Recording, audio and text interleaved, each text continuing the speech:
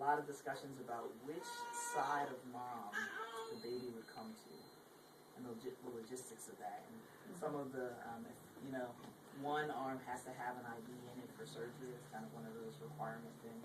So which side would be best to bring a mom in, and how is that baby going to stay on mom's chest? How do we maintain the sterile field? What is the role of the OR team, the OR tech, who sort of responsible for what goes on in the OR? How do labor and delivery nurses, who are also present in the OR, help in that process? And so it's been a really interesting time. I'll share one anecdotal story. There's one OR tech who, is a characteristic like man's man. And in the OR, his main responsibilities are to do ortho. But everybody has to take call. All the OR techs have to take call. And so he was on a C-section call and we did a gentle cesarean. And afterwards he said, that was just the most beautiful thing I think I've ever seen. And coming from him, it was incredible. He sees beautiful things. I didn't think it was possible. So it can be impactful, but I do think that people have to see it. They have to understand, why it's important, but they also have to understand how the culture can be translated to make it happen. Because sometimes those changes are pretty small. Yeah, I mean, one thing you'd be surprised about how anesthesia ended up being the most important person to convince of this, because you've got this anesthesiologist whose job is, it's at mom's head of the bed, and the job of that person is to make sure that mom is comfortable, and mom is their patient. And traditionally, baby has never been their patient, and they wanted to be sure that this process would not make baby their patient, because they're not trained to make sure baby's breathing well or, doing what he or she is supposed to do. And so that took the most convincing, to really convince them that you wouldn't have to be responsible for the baby, that there are so many providers in the room who know how to recognize when a baby's in distress, that you're not going to have to be that person recognizing that. And from there it went really well, but that was practicing and talking about it. I mean, we joke that I have like a high five thing that I do with the residents. I'm like, going skin to skin, skin to skin. And like, it's like, and we're doing that all the time because it sounds so silly, but like these are the little things that get people excited and thinking about it, and people are like high fiving, they're like, what's that? And I have to send them back and have them watch the Healthy Families. I have the video with me. It's one of my references at the end. It's training staff how to do skin to skin, both at vaginal births and cesarean. So I have them watch the video. It takes 10 minutes. I'm like, you're allowed in the room once you've watched the video, and your job's going to be to make sure that this happens. So you can high five me, but you better go watch the video. The way that it typically happens at memorials is someone from the pediatric team actually scrubs in the surgery, and is sort of responsible for transporting their baby once the baby seems like it's okay after delayed cord clamping to whichever side anesthesia feels comfortable to. And that person is responsible for the baby on mom's chest. So that if mom felt like, I don't feel comfortable holding it, or I'm feeling weak, or what have you, that skin to skin can still happen because there is a pediatric provider who can watch that baby, make sure everything is going okay, is still physically there with mom. And then skin to skin happens for as long as mom's going to happen. They're encouraged to breastfeed at that time. Again, very little subtle things. The sterile drape, which usually gets draped up to your belly, kind of is moved forward so that you can create some space for baby to kind of lay there. We found it to be most useful if baby lays across the chest towards one breast or the other. Just because that's the space, that's the widest way. The widest area, and it's easy for have mom to hold baby in that way. So it works really well. There's space for the partner if we have the person watching the baby and the anesthesiologist. Is there still physical space for the partner? There is. The partner has not moved in this process. The partner is still kind of usually on the right side of mom, and so a lot of times the baby comes either on the right side or the left side, depending on basically anesthesiology preference.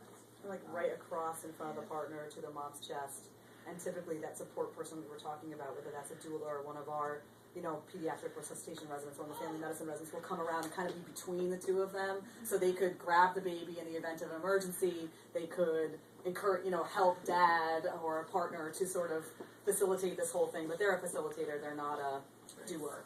They're actually a lot of times it's There's a lot nothing of to do. coaching of the partner or the support person to sort of assist in that process. Right, because the chest is a natural warmer. There's nothing to do. We just need to get mom's skin there. Okay, and the last thing I wrote here is the patient feedback, and I cannot stress this enough.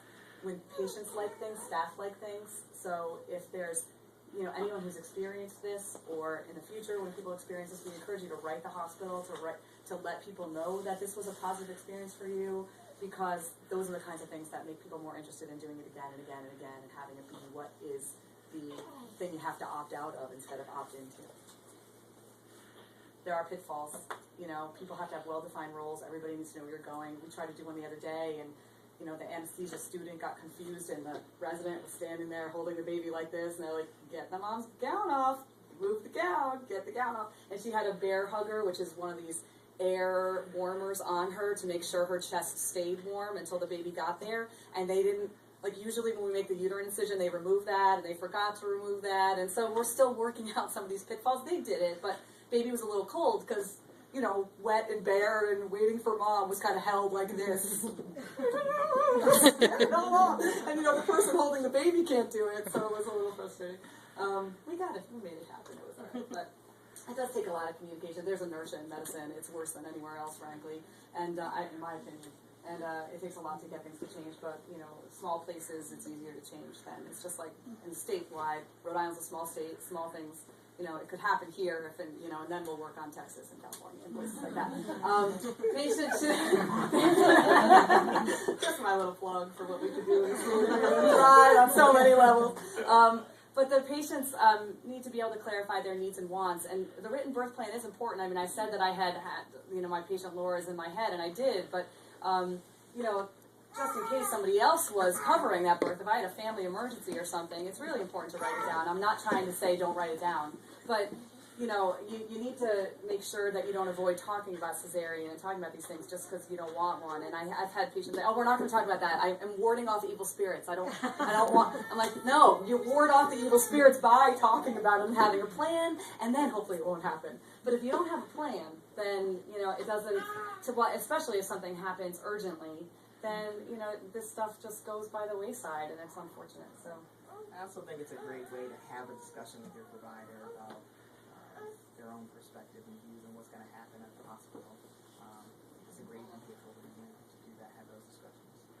yeah. I think this is just a time that I wanted to set aside if anybody wanted to talk about their experiences or ask questions or anything. I think it's the last slide. Is there another slide after this? Just my references. And this is the Healthy Children Project. That's where you get that video. It's about $40 to train staff how to do the gentle cesarean, the gentle vaginal birth. Because that needs training too. You can go back to that picture because I love the picture so much. That's a mom taking her baby, after. So you can see how low the drape is. You can't even see it in the picture. She's getting. Although I saw this picture and I thought, man, we got to get some of these long gloves. Yeah, those are pretty good. Checking people in the tub and stuff. That's a good idea. Anyone want to say anything about this or ask questions to us? I just had a quick question. Sure. I just want to know what made the two of you decide to challenge the routine C-section method. Was it your own desire or was it consumer driven?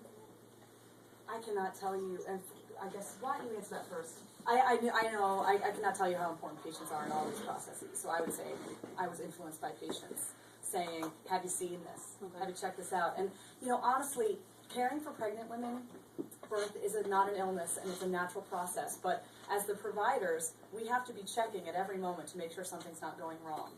And there's processes, that you're concentrating on that so much that sometimes you're not necessarily thinking about these kinds of things.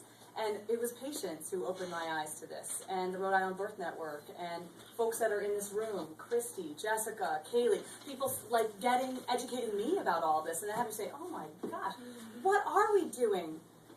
It's crazy what we're doing. It's absolutely driven by patients for me. Yeah. Yeah, I think my first experience was with Michelle Palmer, and it was 3 a.m. We were doing the C-section on one of her patients. She said, I really want to try this. I said, okay, no problem. And that was sort of the beginning of doing it. We were able to. She scrubbed in the C-section, and facilitate the skin to skin. It was a very natural thing for everybody there. I think that experiences are very individual, and I think that's the way that things are moving. So Memorial Hospital is a very patient-centered kind of place, and so we work very hard to create experiences, individual experiences for people. And so there's not a cookie-cutter mode for how people do delivery. Even a gentle cesarean C-section experience is not going to be the same for one person versus the next person, because that whole labor experience is individual. And so what we try to do is just create that individual experience with the patient sort of guiding us in terms of what their needs and desires are. Thank you.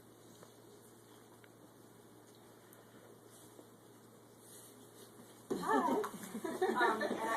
One of the things that I was thinking is I've never heard about mopping before. Me either. Which sounds totally amazing. But you guys are, I don't know if you know, if you're down there doing your thing, I've been up on the top with mom, who is my heart and soul, because I've been with this mom laboring. And I think the last one I was at, or not this was before that, anesthesia did it. I was sitting back there, and you know, my mom, she's in anesthesia, but the mom had just got her baby. You had just slipped the mom out, and he pulled the shield down, and she's going like this, looking at her baby, and anesthesia went and grabbed the wedge and said, "Here, sweetheart, let me put this under your head so you can see your baby better." Yeah. And that's great. That's amazing. And I know you're talking about a whole different thing. I'm talking about seeing the birth. Yeah.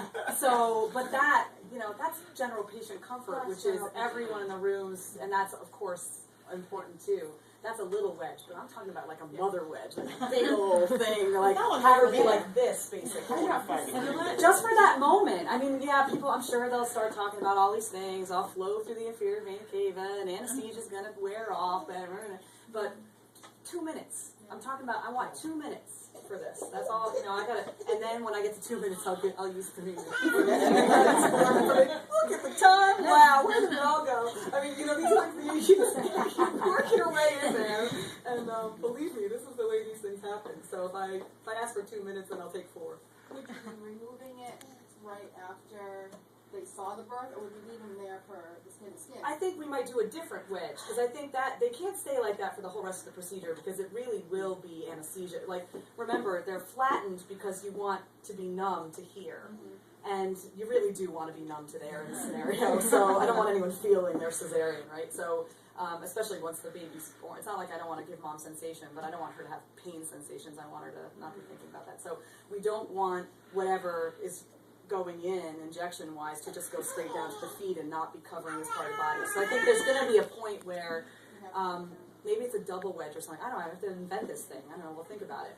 Maybe we can decide what it will look like. But just to either move back and then have the wedge only be under her shoulders and instead of down to the waist.